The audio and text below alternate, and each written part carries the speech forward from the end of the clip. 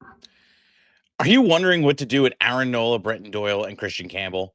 Are you thinking about dropping them? I got those answers and more on today's action-packed episode of Locked On Fantasy Baseball.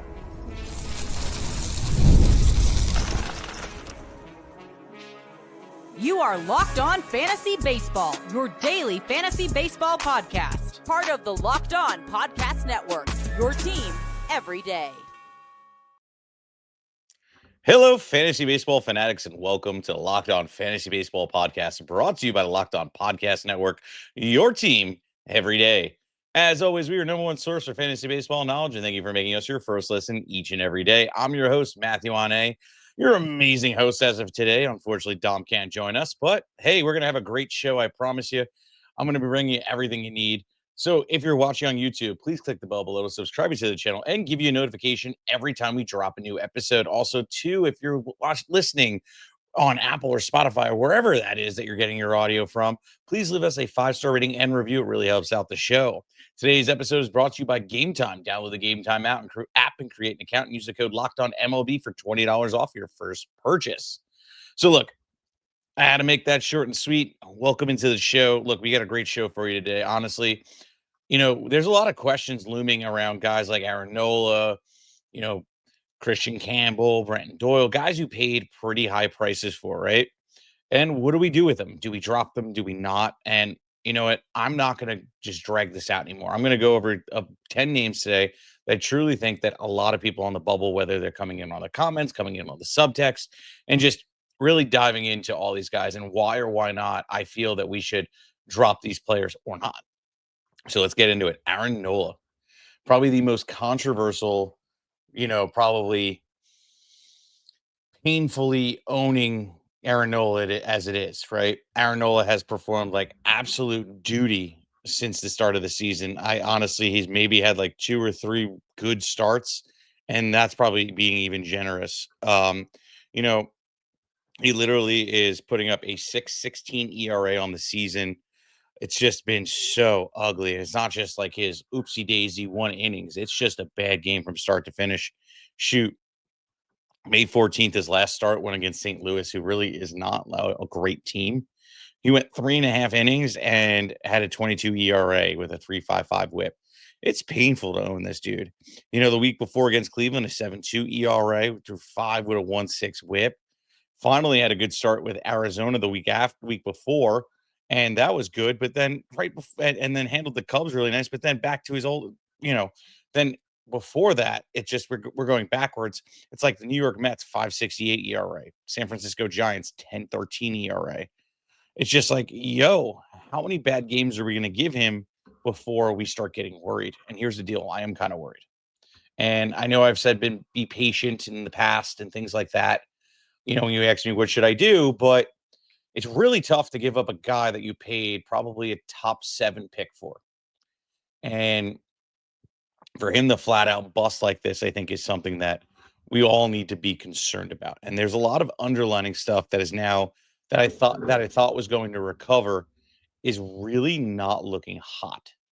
So his xERA is sitting at a 4.96, which, yes, it's a little bit better, but his x batting average is sitting at 2.84. The average exit velocity is sitting at 89.7 miles an hour, which is not good, especially when you're pitching in the bank.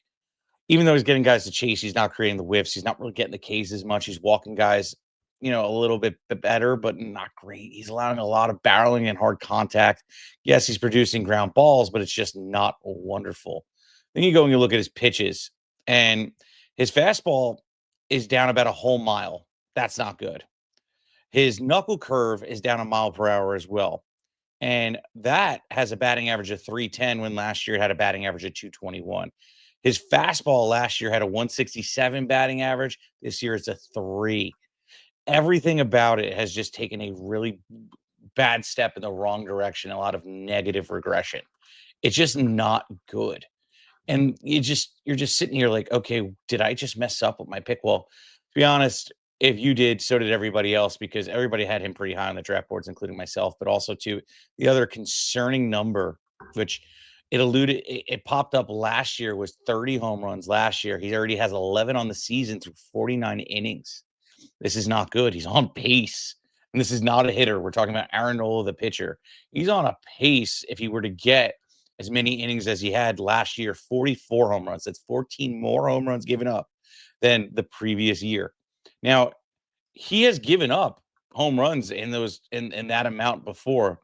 24 was 30, 23 was 32, 22 was 19, 21 was 26. Like, he's a guy that gives up home runs, don't get me wrong, but a 44 home run pace from a guy that is not a hitter scares the living bejesus out of me. Honestly, at this point in time with Aaron Nola, I think you have no choice but to drop him. There's no health concerns. He just saw an interview with him where he said, I feel fine. Well, you may feel fine physically. I don't think you're fine mentally. Something is not right. If you need to drop him, you're in a shallower league, like 8, 10, 12. I might do that, depending on the situation of my pitching. Can you afford, if I'm in first, can I afford to hold out and see if he has a course correction? Or if I'm sitting in a situation where I have a bunch of guys on the IL like I do, where I have literally 8 guys on the IL and I only have 4 IL slots, like, that is bad. I think I need to drop him. Like, it's case by case of, like, evaluate at this point. But Aaron Nola, I'm super worried. I think it's time to drop in shallower leagues in 14, 15-man NL only. You're holding on to him. You're going to just pray he bounces back, but because it's slim pickings after that. Because if he does bounce back, it's going to come back and bite you in the butt. Whereas, like, I can survive in a shallow league without Aaron Nola. It's really rough out there. But let's move on. I spent a lot of time on Aaron Nola. Let's move on to Nicola Lodolo of the Cincinnati Reds. Now, Lodolo, I don't really care for all that much. I mean, he's having if you look at his overall season numbers, you're probably like, Matt, what are you talking about? Right. But Lodolo, honestly, is not having a great, month. Let's put it that way. When we start talking about month versus season, it's a lot different. His season number is a 3.42 ERA through 52 innings. But the last month, which is 34 innings, way more than 50% of his innings, he has a 4.76 ERA. Now he has a K per 9, which is wonderful. A K per inning, better yet. But it's been ugly. His last start against the White Sox of all teams at home, 5 ERA. The week before that against Atlanta, 3 ERA, which was really nice, but was at Atlanta. Then at home against Washington, a 10 ERA. At Colorado, which is just as bad, actually handled them, but they're a really bad team, so I can understand that. But then Miami lit him up. At Miami, Seattle lit him up, which they didn't do much around that time in April. And then he had 3 really good starts, but nothing super impressive. So with Lodolo, a guy that you honestly really didn't have to pay a high price for, I don't really care what his outcome is. If you feel you need to drop him because he just had, he's just so up and down, you can't really trust him. I don't blame you. I don't feel great about, keeping him on my team for, you know, for when he's pitching at home. I feel like you literally can't pitch him at home, which is kind of ugly. And then I feel like, okay, depending on the matchup, I can't start him against them anyway because it's such a mixed bag. You don't know if he's going to blow up your ERA. Only time I'll do it is if, like, okay, I'm going to the weekend, he has a start, and I just need strikeouts, and I could risk it to get the biscuit. But, like, he already has 6 home runs given up, and he pitches in Great American Hitter Park, which I call it that for a reason. You know, and you can blast away home runs all day, and usually he's a better home run suppressor. Like the previous year in 24 through 115 innings, which honestly, it's almost the same pace as this. If you really think about it, had 13 home runs.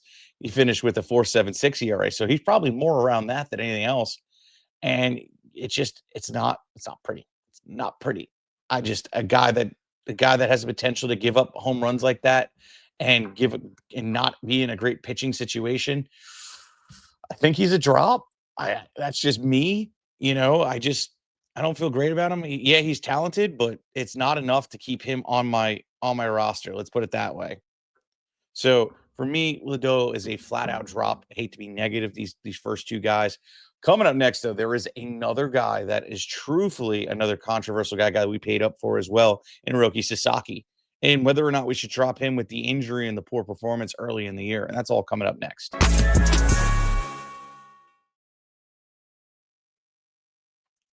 Have you ever decided decided at the last minute, let's head to a ball game with a friend or a family member. I do that all the time. I live 30 minutes from the Philly Stadium. Maybe it's a game day or it's suddenly you realize you wanna be in the stands. That's exactly where Game Time comes in, which they do. I do this all the time. It's the easiest way to grab last-minute tickets without the stress. With the money you save on tickets, you can splurge on food, drinks, which more drinks for me, merch, or even invite bigger groups to come with you to the game. Game Time makes it possible. Game Time is makes buying tickets fast and simple. Prices on the app actually go down as you get closer to the first pitch, and they've got incredible last minute deals, clear seats from your clear seat views, which honestly, that's the biggest thing. I don't want to sit behind the pole. Game Time helps you make sure you do that. Lowest prices guaranteed. That takes the worrying out of buying tickets, right? It's just wonderful. All those things add up to an easy experience. Game Time is official ticketing partner of Locked On MLB, making it easier to browse the app for exciting upcoming MLB games. Honestly, I'm going to a Phillies game this Sunday, so you'll see me there. Game Time, last minute tickets, and zone deals for biggest savings, seats views right from your seat in the app before you buy. So you know exactly where you'll be. Take the guesswork out of buying tickets with Game Time. Download the Game Time app, create an account, and use the code Locked On MLB for $20 off your first purchase. Terms apply. Again, create an account and redeem the code LOCKEDON MLB for $20 off. Download the Game Time app today. Last minute tickets, lowest prices, always guaranteed. And quite honestly, they are the best ticketing app in the game. I've been using them way before Locked On, way before I've even known about the company I work for. So it is a great app, and I love them. Use them all the time. I promise you won't be disappointed. Hey, look, you want a little bit more than what we offer in this 30-minute podcast, which yeah, it's only 30 minutes. How could I get more? How could I be better than all the people in my leagues? Get in on the inside track and become a member of the Diamond Club. Look, we offer this service where pretty much you come in, you get waiver wire rankings, you get insider information and stats that we highlight, and you also get to ask us questions. I usually get back to you in about 24 hours, and we're able to just help you, personalize that experience versus just getting the grand scheme of our information, right? You got a question, who should add, who should trade, etc. We got you. Hit us up. Links in the description below. You get a free 2 weeks. But let's get back in this. Let's start talking some more baseball, right? And I got the name of Roki Sasaki of the LA Dodgers here. And man, we all expected a hell of a lot more. We looked at Yamamoto and what he did coming into the and into last year, even after the injury, and he just smoked the cover, right? Like everybody was happy with his performance. Obviously, not with the injury, but with the performance. Sasaki hasn't shown a glimpse of it. He's posing. He has a 4.72 ERA on the year, a 5.66 ERA on the month, an 8 over the last 2 months, 2 weeks, and 11.25 over the last week. He's getting crushed by everybody. Look, he's had a couple good starts. He's one, two, three, four out of his 10 starts, which isn't wonderful statistics, but now we hear that he has a shoulder injury. He's gonna miss some time. They're not sure, timetables, but the benefit is, I mean, the beauty side of it is, I guess, the silver lighting of the situation is no medical intervention. And that's the key part, right? They're not talking about injections. They're not talking about PT. They're not talking about surgery. They're not talking about, oh my God, he has to go for a second opinion. None of those things. That is the key part. So he says he was playing through it. He played through it last year. These are all things that say, hey, he's just not right. And the Dodgers are making an executive decision instead of him fighting through it and, just going, let's go get you right. Let's get you some rest. Let's get you stretched out. And we'll eventually, work you up with a throwing program. And boom, we'll have the great guy we spent $300 million for the next 10 years on our team and back in the rotation. So I think that Sasaki is a 100% hold. Put him on your IL. Even if you don't have room for him, he's a hold. You do not drop him. If I start seeing 60-day IL, if I start hearing, oh, he might not be back this season or anything of that sort, or any kind of more tragic news, we can revisit this. But today, with the information that I have, Roki Sasaki is a 100% hold. Do not drop him. You are making a mistake if you do. And if you see him out on those waiver wires, instantly add him, because straight up, he should be on everybody's roster. All right, let's move on. Let's talk about Jose Berrios of the Toronto Blue Jays. So Berrios as a guy, another guy that, like, yeah, he had a really good season last year, but he's not somebody to hold in high regards. And when it comes to, you know, fantasy baseball, his performance, anything, because I'm just not a fan. And he's had a rough couple of weeks, right? Like his last start against Tampa Bay had 8.44 ERA, then had 1, 2, 3 good outings, but then got hit up against Seattle, got hit by Baltimore, and then had another 2 good outings. And this is all in reverse. And then opened up the season against Baltimore with 10.8 ERA. Now, when it comes to him, I am, if I'm an owner, which, he's 70% owned, he's actually probably out there at about 30% of leagues. I might add him versus dropping him, depending on the matchup. But he's so topsy-turvy that, can you really count on him? He gives up home runs. Last year, he gave up 31. He already gave up 9 on the season this year. And he's always given up home runs, and that's kind of like the thing. But the last 2 years, even with giving up high home run numbers, he has had a 3.6 ERA and a 3.65 ERA. That's probably where he's going to finish, which honestly is a good season. He won't be a K per inning, but he'll get you somewhat in a decent range for that, and you're not going to be mad.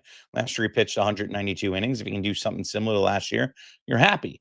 Now, I look at him and I go, wow, I'm saying all these positive things, but here's where things turn. It's the underlying stats that kind of makes it a little bit uncomfortable for me. Every single one of his pitches are flat. Fastball flat. Um, breaking balls flat.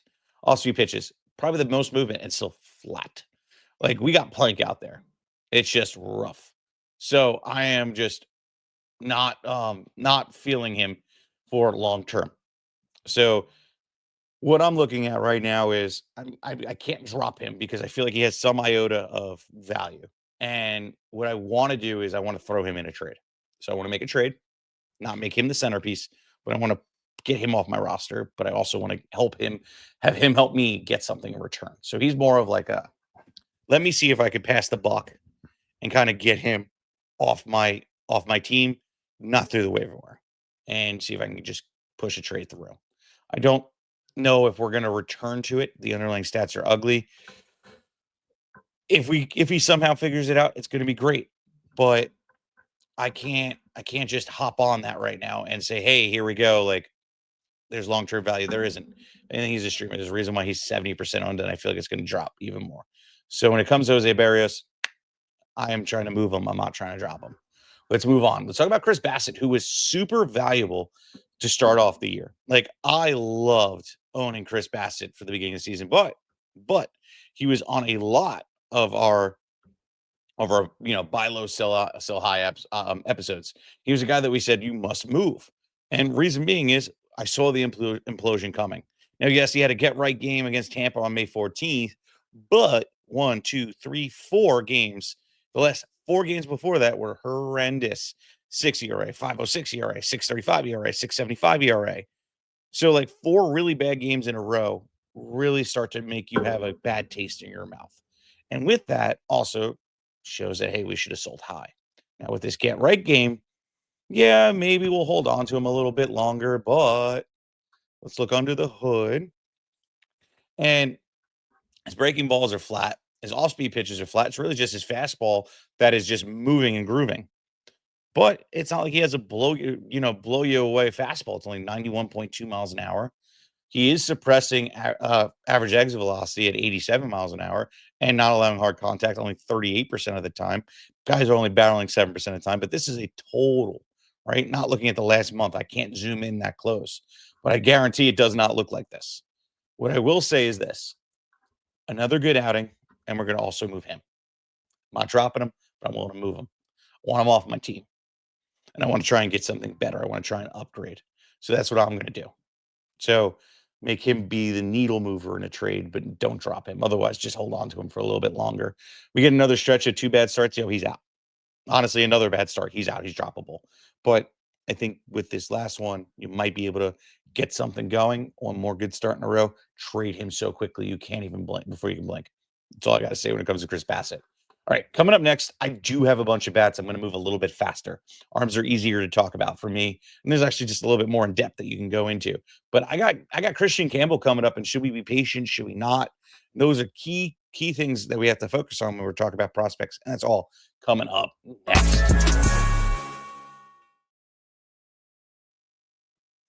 The NBA playoffs are in full swing, and every night delivers highlight worthy performances, major moments shifts, major momentum shifts, and can't miss moments. Whether it's in-game winning shots or breakout players, there's never been a better time to get in on the action. FanDuel makes it easier to stay in-game before the tip-off and live. With player props, performance trends, and same-game parlays, fans have way more options than they've ever had before to bet big. New to FanDuel? Sorry. Are you new to FanDuel? It's the perfect time to sign up. Head over to fanduel.com and place your first $5 bet. And if it wins, you'll also get a $200 in bonus bets, and you can make every moment more with FanDuel. And look, before I let you go, I also want to tell you about some bets that I've been laying out. I've been hitting. I've been hitting. So this is best baseball related, not basketball. This is a baseball podcast. Look, we're going to bet on pretty much any major hitter to hit a home run.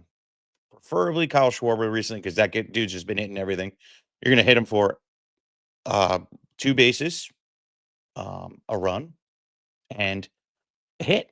And then you're going to pair it with another guy that's really good that doesn't have to be on the same team, maybe in the same game parlay, that has been hot, and match them with a hit. And then boom, you get a parlay worth plus 1,200. You can place $5 to $10 and get a $100 return. Those are the bets I'm doing right now, and they're hitting like crazy. FanDuel, official sportsbook partner of the NBA. So let's get back in it. Let's finish this up. We got Christian Campbell of the Boston Red Sox. Now, I really like this prospect. I think Campbell's been awesome, especially just getting his first licks of the season and first licks of his career. Dude shot up prospect rankings in the offseason, and rightfully so. I mean, he's been really good. Yes, he was started off a little bit hotter, but I don't believe that we should be dropping him. He's a guy that I think we're going to regret if we drop. And here's the reason being: he started off the season like a bat out of hell. That's why his season numbers look like 19 runs, 5 bombs, 15 ribs, 2 stolen bases, batting 248. He just hit his first home run the other night on Monday after going really cold and really not performing anywhere. And I think this might be the start of something. These prospects are going to have ebbs and flows, peaks and valleys of their performance in their first year. But Campbell has just been performing. I mean, before he started putting up counting stats, he was just hitting the ball. Then he started putting up some counting stats. Then he went into a lull. I think we're now back on the trend of up, and I want to get a hold of it. So if he's dropped in the league, I'm actually picking him up. He's 66% owned right now, and if that number keeps dropping, I'm going to start adding even more. Like, you buy the dip, because I think Campbell's going to be just fine. He's uber talented, and I think that he's honestly going to be stellar. So add Christian Campbell, don't drop him, and just be patient if you're an owner already. All right, let's move on. Let's talk about Brian Reynolds of the Pittsburgh Pirates. So he's not having a good season. 16 runs, 5 bombs, 20 ribs, 3 stolen bases, bat 194 on the season. Over the last month, 10 runs, 3 bombs, 12 ribs, 2 stolen bases, bat 176. Last 2 weeks, not bad. 4 runs, 2 bombs, 6 ribs, a stolen base, batting .96. Now, the batting average is atrocious. And even this last week, it's not great. 2 runs and a ribby, batting .42. Yeah, it's not pretty. But we all know who Reynolds is. Last year, through 622 at-bats, 73 runs, 24 bombs, 88 ribs, 10 stolen bases, batting .275. The talent just doesn't disappear. Reynolds isn't this bad. Okay? For me, I would try and maybe buy low, right? But I'm talking super low, and see if you can just get something. Give up something really small to get him. I think that there's better days to come. Yeah, this is probably his historic slowest start, but I mean, he's only 30 years old. It's not like he's 35 and we're seeing this fall off. He's 30 and he's been good for a good chunk of his career. His slug is still 471. His X slug, his average exit velocity is 90.7 miles an hour. He's barreling 11.5% of the time and creating hard contact 45% of the time. Look, things are just like a week off from clicking, and then he's absolutely untouchable. I'm trying to acquire Brian Reynolds wherever I go. I'm not trying to drop him, and I'm being patient because I think there's going to be a shift. Those key little numbers, I think, are the difference maker of whether there actually is going to be a bounce back. And I think there is. So for me, I'm sticking. Let's move on. Let's talk about Brent Doyle the Colorado Rockies. Now he's a little bit harder. So he was like a last year, exciting piece that even I got fooled with. And for me, I might be ready to move on, oddly enough. 13 runs, 4 bombs, 17 ribs, 4 stolen bases, batting 216. Over the last 2 weeks, 4 runs, 3 ribs, 2 stolen bases, batting 176. And the difference between him and Reynolds is, I mean, yes, he's performing a little bit better, is Reynolds has been around for a bit and has done it, right? Like he's been successful in the MLB for quite some time. This is Doyle's, you know, third season in the MLB in the bigs. And the first year was not impressive. He had a 203 batting average with 10 home runs through 400 at bats. And, yeah, he had 22 stolen bases, but it ain't a huge difference maker. I mean, this year it's just like whatever. He's not even stealing bases at a 30 stolen base or 20 home run pace. It's just not great. So for me, I'm kind of just like over it. So here's the deal. I don't really I hate having to drop him because of the draft price, and that's kind of usually where it comes down to things. But I gotta just take it like this. If I could slip him in a trade, fine. If not, like I said, I'm like for other players earlier in the show, if I'm loaded down in injuries, I might have to just do it. I don't really feel great about rostering them. It's just for me, it just I'm pretty much like out. Like if I have to in the shower leagues, 8-man, 10-man, even he's probably already on my waiver wire. But keep an eye on him because if he does decide to bounce back because he is a cores hitter, you pick him back up. But honestly, at this point, it's time to move on if he's clogging up your roster. If you're in first place and you don't have, you're not dealing with injuries, maybe hang on, see what happens. Don't start him at all. But that's really about it because you can't really do much with him. And you can't start him right now. He's unstartable. So for me, Brent Doyle, shallow leagues drop, deeper leagues, you got to hold on to him. And if you're in first place, maybe you have the luxury to find out. Let's go. Let's move on. Let's talk about Royce Lewis, finally back from the IL. And he's not looking hot, but I mean, this is to be expected. He barely had a spring, got hurt, what, the week and a half before opening day, essentially, coming off an injury that sucks, right? Like, hey, it's his only, he's had how many at bats this season? 23. We can't judge that. If anything, he's a buy low target. Try and trade for him. We know who he is if he could just stay healthy and stay away from the Alberto Mondesi outcome and the Chris Bryant outcome and guys just like him. Because when he's healthy, he's awesome. He has the ability to hit home runs. He hits for average, steals bases if they let him do it. He has the ability to be really good.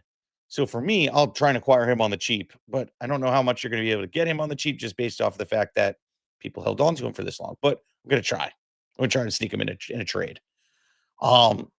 It just like is what it is. But I'm not dropping him. Definitely a hold. And if he's out there on your waiver wires, add him immediately. Let's move on. Let's talk about Salvador Perez, who's having a really, really, really, really rough start to the season. 163 at bats, 9 runs, 2 bombs, 20 ribs, batting 221. The last 2 weeks, 1 run and 5 ribs, batting 188. Yeah, it's hard to be a Salvador Perez owner, but hey, catcher is catcher, and that's the luxury of it. He's your catcher. If you draft him to be your outfielder, your first baseman, you're definitely kicking yourself in the butt. But as a catcher, it gives me a little bit more leniency. Also, too, I'm not really scared. And here's the reason why. I looked under the hood, and the under the hood is a lot better than what actually is on the stat sheet, right? X-WOBA is actually 365. The X batting average is actually at a 293. The X slug is at a 530. The average exit velocity is sitting at 90.5 miles an hour. He's barreling 14.4% of the time and creating hard contact 44.8% of the time. Also, his launch angle is really sweet at 39.2 miles an hour. So these are all good things, right? Like these are things that that you would expect from a guy that's crushing the ball right now. Everything else is literally the same. The only thing is he's just striking out a little bit more, but I think that's him trying to find a rhythm. We're probably any day now from him catching stride and figuring out what is wrong with his game and exploding. So honestly, trade for him. Don't drop him. Trade for him.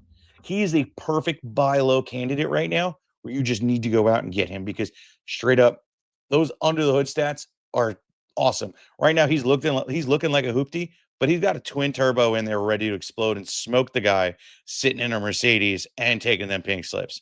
So go ahead and trade for Salvador Perez. Definitely not a drop in my book. But all right, guys, that's all I got for today. And I hope you enjoyed today's episode because I sure did. And thanks for being with us day in and day out, our everydayers and our new listeners. So please like, subscribe, comment, rate, review, do everything you can to share this show because we love bringing it to you every week. And when you're done, check out our boy Sully over at Locked On MLB, putting on a great show for real MLB coverage. With that, peace out, guys.